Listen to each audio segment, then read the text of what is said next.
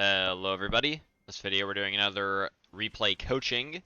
This time we are reviewing one of 12 Ozdilf's games. He's playing Sylas mid versus Taliyah. I believe Taliyah is quite strong with the new changes. This is on patch 12.10. They did hotfix and nerf her, so I'm not really sure exactly how strong she is, but we are going to be taking a look at this game and see any areas that we could maybe improve on. Alright, so number one, I assume he wasn't looking, he probably clicked on his map and then looked away, but yeah, I mean, he's just kind of walking past his team. That's whatever. A bit of an early E. In situations like that, like level 1 fights, you want to save your E, because it does have a very long cooldown. I think it's 14 seconds, level 1.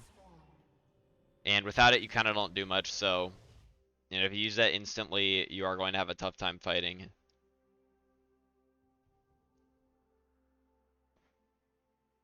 But, yeah, I mean, fortunately nobody on his team died. He's walking up a bit far. Does get the ward on the Raptors.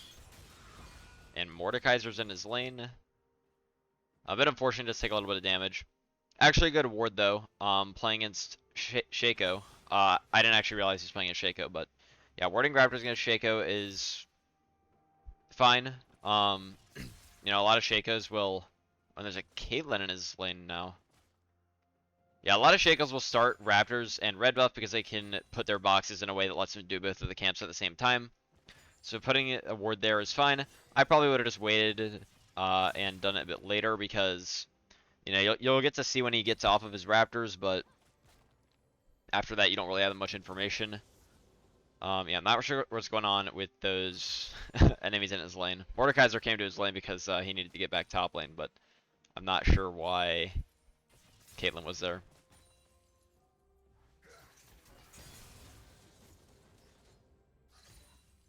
Yeah, see how ADCs is under tower.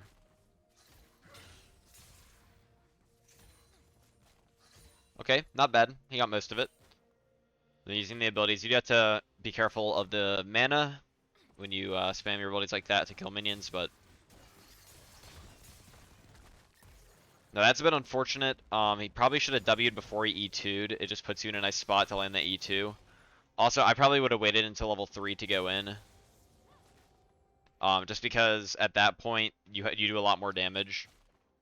And because he has Ignite, could maybe get a kill, but at level 2 your damage is just a little bit too low.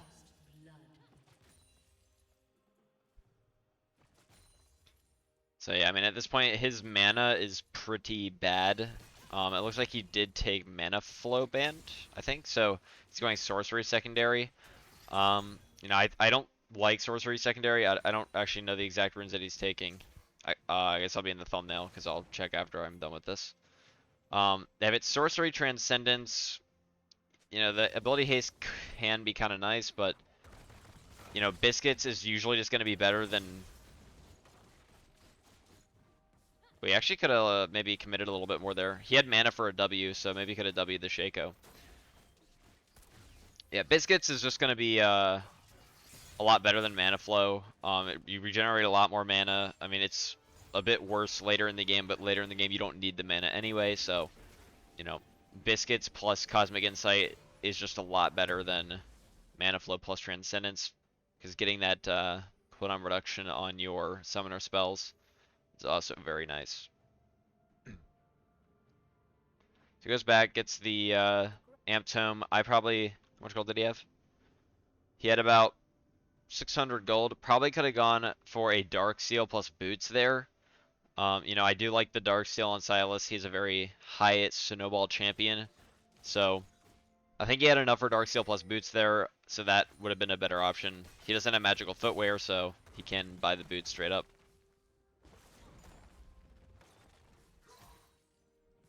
So yeah, I think that would have been a much more effective build just to start this game.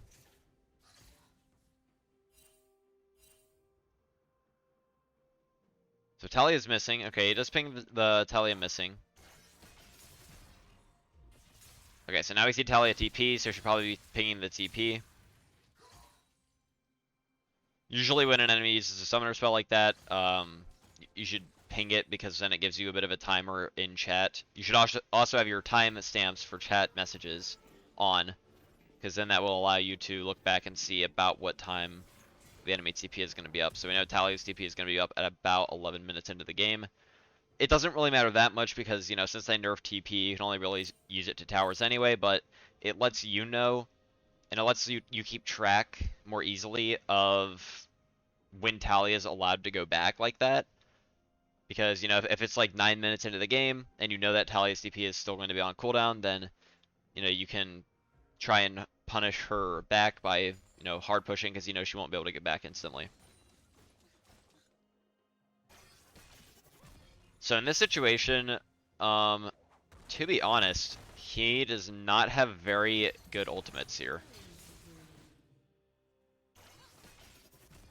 Okay, some decent damage. But yeah, I mean, there's very few direct, like, he cannot have a lot of direct damage with these ults. Okay. That was a pretty nice combo going for the Q there. And getting that W off. You know, you did a lot of surprise damage with the Ignite, of course. Ignite is very strong on Sylas. A lot better than TP. I think he forgot to reactivate that. Also, the range is very small early, but... You know, as I was saying, you know, he is able to do very little direct damage with his ultimate this game. This way is a bit unfortunate. He should have pushed it faster. He wasted a lot of time going, or like walking towards bot side and ulting when he didn't actually do anything with it, so he could have pushed that wave a lot faster, but maybe would have let Taliyah miss a little bit. Okay, he does go for the last chapter here. That's going to be nice. It's going to give him a lot of mana sustain. But yeah, he's going to have to rely on his base kit a lot this game because, you know, Shaco ult does a lot of damage, but you have to actually wait for the clone to detonate. And, you know, Caitlyn ult has a delay. It's also physical damage. Mordekaiser ult doesn't do any direct damage. Ooh, and actually a really nice trade here. And Brand ult has like a 20% AP ratio. So, yeah, I like that he's going for the trades whenever he can. You know, he does have a lot of mobility. Sadly, he did with the E2 there. But like, I would just look for another engage right here. As soon as my E comes off cooldown, I'd be looking to go in because Taliyah's not gonna have her E up. Yeah, and it looks like that's exactly what he did. So nice, another kill there. Yeah, I mean, you know, Taliyah's... The thing with Taliyah is she is, with this new patch, you know, I haven't actually had much experience playing against her or with her. But from what I can tell, she is extremely weak until at least level 7, and then even then she's kind of not too great until level 9. So you can really abuse her early. Her early game is very, very bad. And it's not the probably not the greatest matchup for Sylas because her E does stop your abilities with the stun. Or I mean, I don't think it will stop your abilities, but it will stun you. And her ult is very not great, but you know, she can't really do much early, so it's good that he's taking advantage of that and getting some kills. Okay, so I'm for the Sorcerer Shoes right now. I'm not really a big fan of buying Sorcerer Shoes before first Mythic. I think Sylas spikes off of his Mythic item very hard. And, you know, if you're delaying that by buying Sorcerer Shoes, then it's just going to delay your power spike a little bit. And Sorcerer Shoes are really powerful on Sylas. I would recommend them over Lucidity Boots. I'd recommend the First Strike build in general. He's going Conquer this game, but you know, I think Magic Penetration and building Shadowflame and Sorcerer Shoes is much better than the Ability Haste build because it's more guaranteed damage. Nice. Another quick kill there. Yeah, I mean, again, he can just keep engaging from super far away.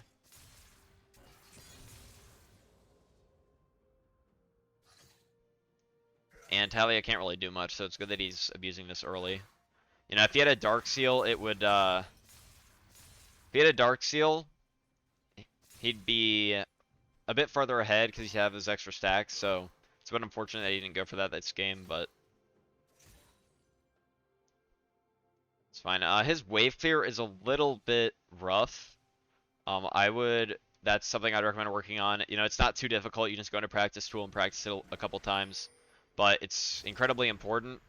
And it's not too bad, but it definitely could be improved upon and be a bit cleaner.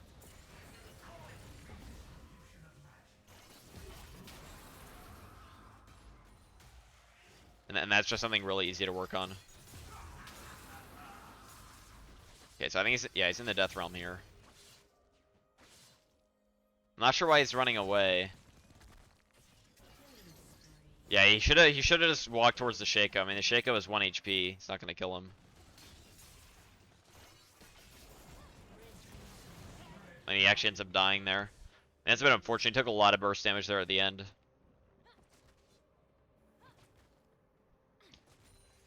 But yeah, he definitely could have. Maybe he wouldn't have been able to kill the Shaco in the death realm, but there was no reason to run away from him.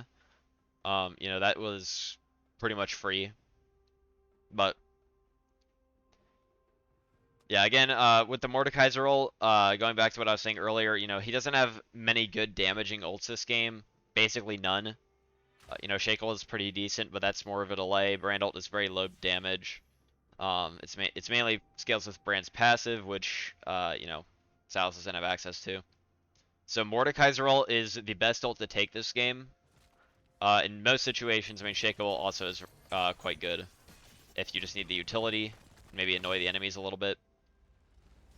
Mordekaiser ult on Sylas is very strong because it lets you... Usually you'll be able to get a free kill, because, you know, you go into the Death Realm, take someone's stats, you have a free 1v1. Sylas is really good at 1v1s, especially if you're taking someone's stats. And, you know, you just get a free kill by pressing R on someone. You're like a Mordekaiser with more mobility. Ooh, that was a bit of an early flash. But yeah, so Mordekaiser ult's very strong. You can also actually use it to save your teammates as well, because you actually go to the same death realm as the Mordekaiser. So, you know, if Mordekaiser sends one of your teammates to the death realm, you could send one of his teammates to the death realm, and then you actually have a 2v2 going on, as long as your zones are overlapping. So here it could try... Yeah, I think he waited a bit too long to go in there. Or he probably, at that point, he should have stayed back more, because they were starting to back off. But if he wanted to re-engage there, he needed to wait until... That was a weird flash. He needed to wait until they were close enough for an EW combo, and then he could have EW'd, regenerated, you know, about 300 health maybe, and maybe could have lived long enough to do... Maybe could have lived, probably still would have died, but could have done a lot more damage. Okay, so he's going... Now, he builds Crown this game. I know that because I saw the items. And one thing I wanted to say for this player in particular is that his builds are very non-optimal. And I think he could really improve and become way more effective if he just started building better. Because I don't know what he's building. He does a lot of different builds. He just kind of varies it game to game. But a lot of the times he builds Crown. And Crown is not good on Sylas. You know, if you're going at a more defensive Mythic in the first place, I mean, you should be going Everfrost no matter what. So let's just put that out there. You should be building Everfrost on Sylas every single game no matter what. It is too good to pass up. But, you know, especially if you want a defensive Mythic like Crown, I mean, Everfrost also gives you very similar stats. So, you're kind of giving up the damage by going Crown, but then also not getting the utility of Everfrost. And the problem with Crown is that because Sylas is a melee champion and has very short range on his abilities, it is very easy for the enemy team to just poke off the Crown shield, and then you're basically without a Mythic for 40 seconds. And if you take damage, then the cooldown just refreshes. So do not buy Crown on Sylas. It is not good. I mean, even in the most optimal situation for Crown, I would still just buy Everfrost.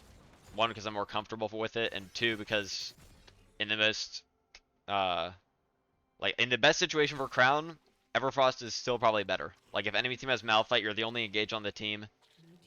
I mean, you could technically go Crown, take Malphite ult into their team, but you're probably still gonna find more success with Everfrost. I don't actually remember what he builds second this game, but yeah, I mean the Mythic item is really important. So also he should ult Mordekaiser here. Okay, waited way too long to ult Mordekaiser. If Mordekaiser ults you, you can ult him back, and you will steal back the stats plus 1% extra that he stole from you. So, you know, in that situation, I don't know if he would have lived. I mean, Mordekaiser's kind of beating him to a pulp, but, you know, if Mordekaiser ults you and you have Mordekaiser ult, instantly ult him back, because then you will have a slight advantage in stats, and it completely negates any advantage that he had. To an extent. I mean, I guess if your stats were substantially higher than his, then it would still be a little bit favored towards him, but either way. If Mordekaiser ults you and you're playing Sylas, you instantly want to ult him back. Unless you know that you can kill him without, you know, unless you're like super fed and he's far behind and you know you can kill him without the ult and you want to save it. But, you know, in most situations where it's even, you want to be ulting him back immediately. And there, I mean, see, like, Caitlyn... Oh, he just stole the wolf from his jungler. But yeah, I mean, Caitlyn just, like, E-autoed him, and I mean, sure, probably blocked a decent amount of damage. I mean, it blocked 234 damage. But now he doesn't have that Mythic ability for, you know, 40 seconds. And I mean, that's not a lot of damage to block either. Okay, he's also going for the Gromp. I'm not sure why he's trying to steal his jungler's stuff, but hey, I can respect it. I like to take my jungler's camps as well. Usually not while they're doing them, but yeah, and here, I mean, he got hit, so 40 more seconds on the crown cooldown, so again, I mean, just build Everfrost. It doesn't matter what you currently build. If you're not building Everfrost, you should build Everfrost. And you know, if you like something better, like I mean, Luden's. I'm not saying that you can't build that, but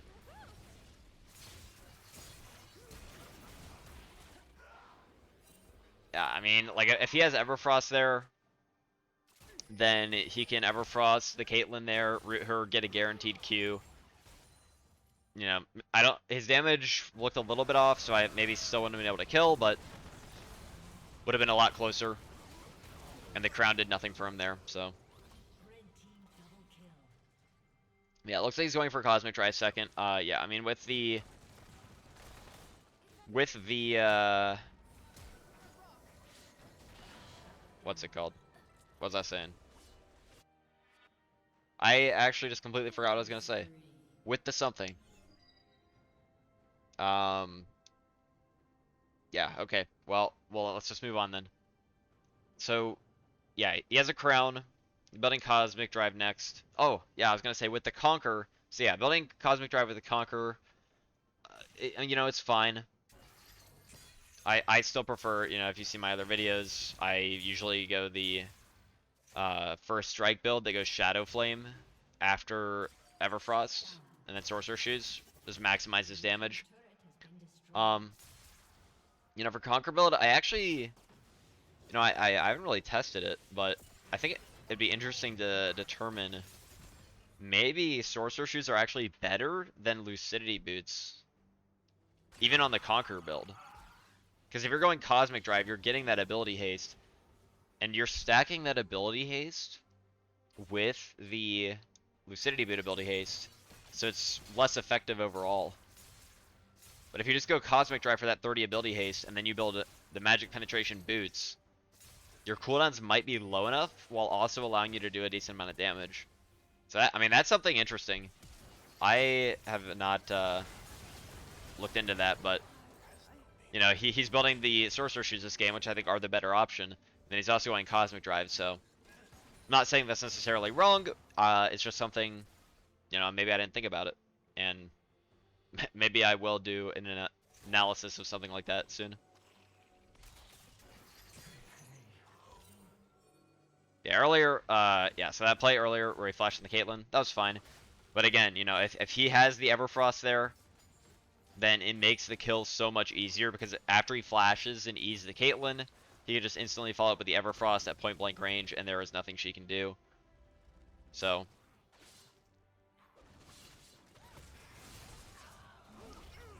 yeah, so he's going for the Cosmic Drive. He should be pretty close. I think he's like 800 gold off, if I remember the combined cost correctly. So 800 gold off of the Cosmic Drive.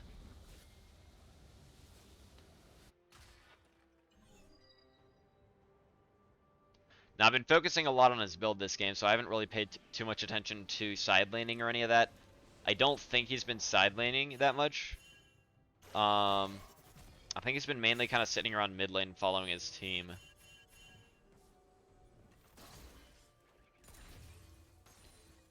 Like here, yeah, he should probably be going to Baron. You know, I don't actually know if they can stop it, but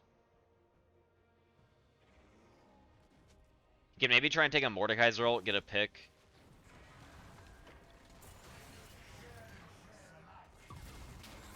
So here I should try to Mordekaiser ult and like anyone else, just to try and help his Graves. He didn't get that off, but he okay, should get the kill on the Caitlyn here. Okay, nice kill on the Caitlyn. His attack speed is really high because I guess he stole. I guess Caitlyn it a lot and he stole it.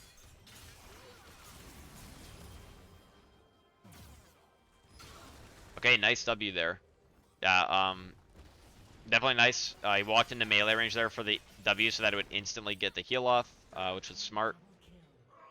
You know, a bit unfortunate that, you know, their entire team kind of rolled his team, so he was really the only one doing anything. But yeah, I mean, his damage is a bit low, and I guess that's just partially because of the crown. I mean, it's blocked 572 damage. It's just not been an effective item in this game. Everfrost is just so much better because Everfrost, it has 100 base damage plus a 30% AP ratio on the active, and the active is only a 30-second cooldown. That's not even including the CC. So not only are you doing 100 base damage plus 30% ratio, you're also rooting them, which guarantees that you land every other ability in your kit. Also, a tip for Everfrost I was just thinking of. When you Everfrost someone, you should instantly Q them, and then E afterwards. If you Everfrost and then you E without queuing, then by the time that you actually get your Q off, they will most likely be close to getting out of the root, and you know, you might not hit that Q2 on them. But if you Q them instantly as soon as they are rooted, then you will be able to get the Q2 guaranteed hit. And there, should have took the Shaco ult. I think he panicked a little bit. I didn't actually expect Shaco to go over the wall there. So, maybe he didn't either. But yeah, Shaco ult's much better there because it gives you the untargetability, so... it's just really nice for, you know, tricky situations like that because you go untargetable, so you can dodge a little bit of damage, and then, you know, you get that clone, so it makes the enemy team, you know, less likely to try and burst you because if they hit your clone, then they get nuked by an AP Shaco ult, basically.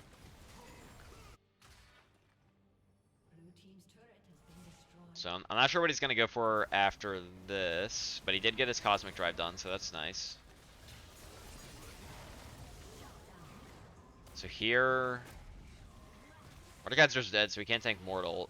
I mean, Taliyah ult could be nice here, just to, like, get a wall off. Okay, he's going back in. Yeah, I mean, enemy team just does too much damage. It was a good attempt at a wall, though. You know, I think the wall was pretty smart because, you know, Mordekaiser ult is going to be the best, but Mordekaiser died, so he couldn't take it.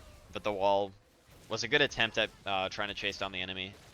But they just have too much, you know, spam poke damage that they threw at him. So at this point, he should be building a Zhonya's. You know, enemy team doesn't have too much AD, but the active on Sylas. Well, actually, I mean, Zhonya's is very important on Sylas because, you know, he's a short range melee mage, basically. So you need that active to keep you alive. But into Caitlyn, she kind of counters Zhonya's very hard. So against Caitlyn, there is an argument to not buy Zhonya's, but I probably still would.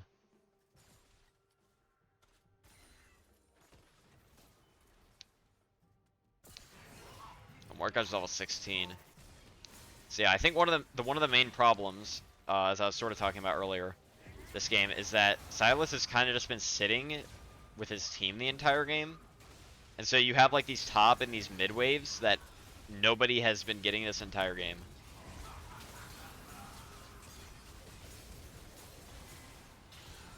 Okay, nice kill on the Shaco there. Well, I don't. That was a bit unfortunate. I don't know if his W is on cooldown, but he wasn't able to get it off.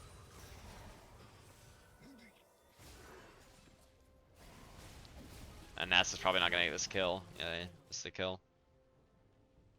But yeah, like nobody has been getting these side lanes all game, and Sylas isn't the greatest side laner because, you know, his turret taking potential. It's not terrible, but you know, it's not top tier.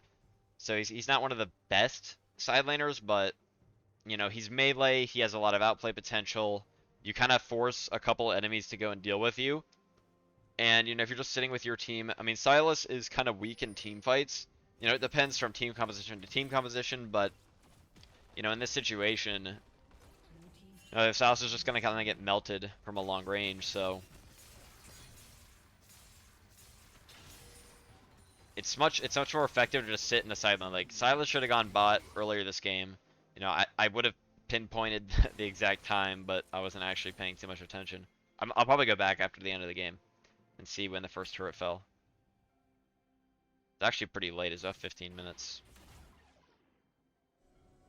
But, okay, I think he's going for a Spirit Visage here. You know, it's an interesting idea because they do have a lot of AP, but... By the way, you know that that's the real Shaco because you can't take ult from the fake Shaco. So... You know, when you take that ult and it doesn't fizzle, if you try to steal an ult from a clone, it'll put your ult on cooldown and you will not get the ult. So it's pretty bad. Against champions with clones, you have to make sure that you're getting, like, going for the right one, or you just completely lose your ult. But yeah, like, if you are able to successfully take their ult, then you will actually know that that's the real one. Also, Sylas does counter clone champions a little bit, because if you've taken their ult recently, you will know which one's the real one because you'll have the little outline below them telling them that you can't take their ult again.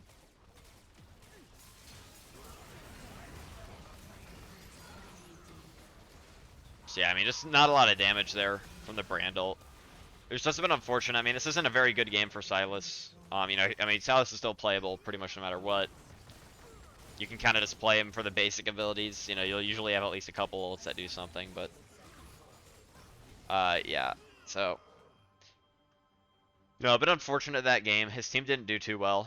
But I think, let's go back. I want to see. So he did, I think he roamed top here and killed the Mordekaiser under tower. That was fine.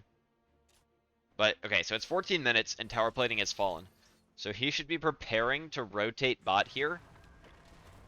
Because his mid lane or his bot lane should be going mid, because it's, you know, a lot safer for them. And Sylas should be going bot lane because he can sort of do his own thing. It lets his bot lane have more control over the map because, you know, there's two of them, so allowing, you know, both of them to be in this middle part lets them have access to Rift Herald, lets them have access to Dragon. It makes them safer because, you know, if they're in the middle of the lane here, they only have to walk a little bit of distance to get back to tower. And plus, it's a lot harder to dive in between these towers here. But, you know, if they're in the middle of the lane here, they have to walk all the way back. There's an easy flank from this side. You know, the distance between these two towers is massive. So it's very easy to kill people in between this. So, you know, rotating, it allows your bot lane to be more safe. And allows you to kind of do your own thing. and let your bot lane take more control of the map. So here, this is when he should have gone bot lane. Probably should have backed. Oh, especially because the tower fell, yeah. Once the tower falls, once the first tower in bot lane falls, you should also rotate, but usually about, if no tower falls, usually once the tower plating falls at 14 minutes, that's a good time as well. Because then your bot lane can go mid and try to work on the enemy tower. Yeah, I mean, you just go top here. Yeah, like his bot lane, one of the problems is that this is silver elo. So one of the problems is that your team won't actually know to rotate, but you can sort of try and force them just by walking bot and pinging them to go mid. But yeah, I mean, Sylas is going to have a much better time in this lane than he is, trying to follow his team in the middle part of the map. And look, I mean, this wave, like, it's pushing towards him. Jhin ends up getting it, but, if Sylas is just down here, Sylas can, push this tower and all that good stuff, so. Definitely, main things that main things to point out for this game are the build and the, macro play. And I think Sylas had a couple good roams, but, he never truly side laned, and that sort of put him at a big detriment. It makes it a lot harder to farm. I don't actually know what his farm was at the end of the game, but we can see here he has 90 farm at 19 minutes. It was very bad. So, going in a side lane just lets you focus on farming. Make sure you don't get behind in gold. Also with the build, don't build Crown. It's not a good item. Go for the Everfrost instead. Even if you haven't really liked Everfrost before, I mean, try it out anyway. Try it out again. Once you get used to it, it is very strong. And yeah, afterwards, I know he didn't really have a chance to build too much this game, but he does kind of go for some wacky items later in the game. So I would say stick to a more standard build. It will just make sure you're not at a disadvantage. The standard builds I would recommend are, if you want to go more damage, I'd recommend First Strike Rune Page for the higher damage. But you go Everfrost, Sorcerer Shoes, Shadowflame, Zhonya's third, and then you can go Void Staff and Deathcap as your fourth and fifth items. You can change their order depending on how much magic resist the enemy team is building. For the Bruiser build with Conqueror, lower damage, lower cooldowns, you just replace the Shadowflame with Cosmic Drive usually. That's pretty much the only change. You can also go Lucidity Boots. So, yeah. I think Sorcerer Shoes with the Cosmic Drive build is actually pretty interesting, and is probably actually pretty effective. If you are going for the Shadowflame build, though, I would 100% build the Sorcerer Shoes. But with the Conquer build, I'd say you could probably build either. And, yeah, I mean, that is just going to substantially... It's just going to make sure that you're not playing at a disadvantage, because when you build items like this, you're just putting yourself at a disadvantage that you don't need to be at. So yeah, build and making sure to side lane. You don't have to be permanently fighting throughout the entire game. You don't need to be permanently helping your team. If you're not there, your team won't pick fights. And I guess it's not technically true because, they could pick fights anyway, but you can ping your team off, and then hopefully because you're in a side lane and you're getting stuff done on the map, your team will play around that, and they won't hard commit to fights, but they'll also, keep the enemy occupied. And that's something that you kind of have to ping, just to make sure, hey team, I'm bot lane, please don't fight. Stuff like that. Yeah, I think I've gone on for quite a bit now, but yeah, I mean, those are the two main points. So anyway, I think that's gonna be it for this game. No, sorry, I wanted to get around to your games a lot sooner, but I just didn't end up getting around to it, so I'm sorry. But finally got one. And yeah, that's my commentary on that. So if you like this content, you want to see more, consider liking, subscribing, leaving a comment. Any feedback would be greatly appreciated. And yeah, hope you enjoyed. Thanks for watching.